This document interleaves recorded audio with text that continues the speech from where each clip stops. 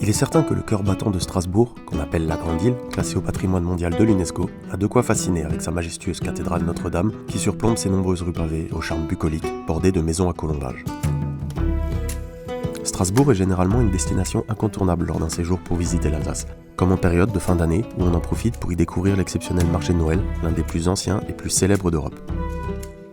Et bien sûr, l'Alsace ne se résume pas uniquement à sa capitale ou à la ville de Colmar qui est presque tout aussi connue. Cette région est émaillée de nombreux petits coins charmants et à travers cette courte vidéo, j'ai envie de vous faire découvrir 2 ou 3 lieux que je considère comme incontournables lors d'un séjour en Alsace. Peut-être une fois que vous aurez fini de vous promener dans la capitale européenne, vous souhaiterez vous retrouver dans un endroit un peu plus petit mais tout aussi charmant. Laissez-moi dans ce cas vous suggérer de vous rendre à Kaysersberg, l'un des hameaux viticoles les plus connus de la route des vins. C'est un fabuleux petit village médiéval, niché dans la vallée de la Weiss, qui semble totalement figé dans le temps. Le centre-ville est dominé par des petites maisons typiquement alsaciennes, aux façades colorées et ornées de bois sculptés et peints. Élu village préféré des Français, Kaysersberg, qui signifie le mont de l'empereur, est célèbre pour son cadre pittoresque et son patrimoine architectural bien préservé. Sa richesse historique est palpable à travers ses nombreux monuments qui témoignent d'un passé riche et tumultueux. Le pont fortifié par exemple, qui traverse la rivière Weiss, est un élément emblématique du village, flanqué d'une tour de garde qui servait autrefois de point de défense.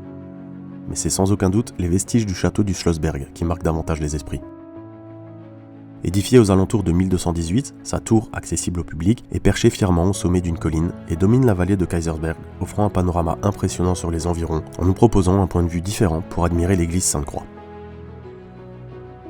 À 20 minutes de là se trouve Ribeauvillé, un autre village incontournable de la route des vins, où les cigognes, symbole emblématique de l'Alsace, aiment reprendre possession de leur nid au début du printemps, contribuant à l'identité et au charme de la région.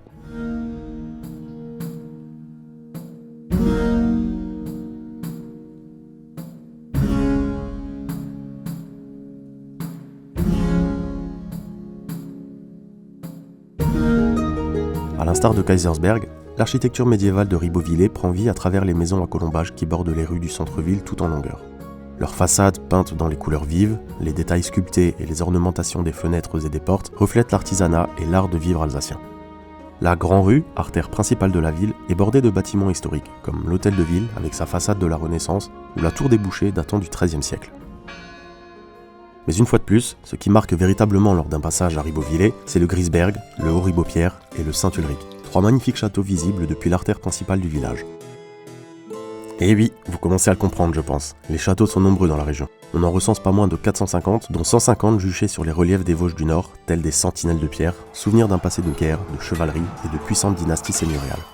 Le plus connu d'entre eux dans la région, c'est le Haut-Königsbourg. Situé sur un éperon rocheux offrant une vue imprenable sur la plaine d'Alsace, le château a été construit au XIIe siècle et a connu de nombreuses batailles et sièges à travers l'histoire. Restauré au début du XXe sous l'impulsion de l'empereur Guillaume II, il représente aujourd'hui l'un des exemples les plus complets de l'architecture fortifiée médiévale en Europe. En bref, le Haut-Königsbourg et les autres châteaux ne se contentent pas juste de dominer le paysage.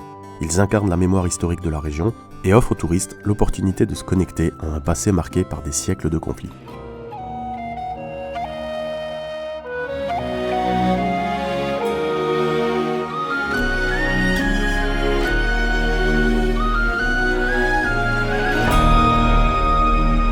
Parmi ces nombreux châteaux disséminés dans les montagnes, on retrouve une structure à part, nichée à flanc de falaise.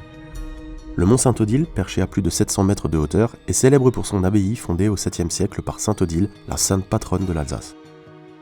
C'est un site de pèlerinage important, visité chaque année par des milliers de fidèles et touristes, attirés soit pour sa spiritualité, soit pour ses vues panoramiques sur la plaine d'Alsace une fois encore, et sur la forêt noire. Autour du mont Sainte-Odile, on retrouve le mur païen, une enceinte mégalithique datant probablement de l'Antiquité et considérée comme l'un des plus grands mystères archéologiques de la région.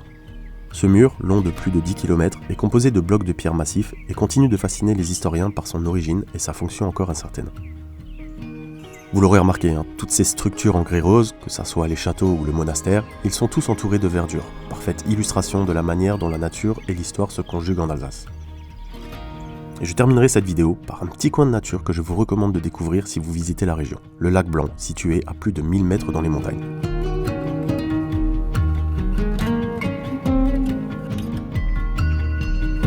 Ce Ce lac glaciaire tire son nom de la couleur souvent blanchâtre de ses eaux, due à la nature granitique de son fond qui réfléchit la lumière. Entouré de forêts et dominé par des crêtes rocheuses impressionnantes, le lac Blanc offre un paysage idéal pour la randonnée ou pour le ski de fond selon la saison. Voilà, cette courte visite de l'Alsace est déjà terminée. J'espère que ça vous a donné des idées pour votre prochain séjour. Merci encore à K&F Concept qui a sponsorisé cette vidéo. Sur ce, je vous dis à bientôt dans une prochaine vidéo les amis. Ciao!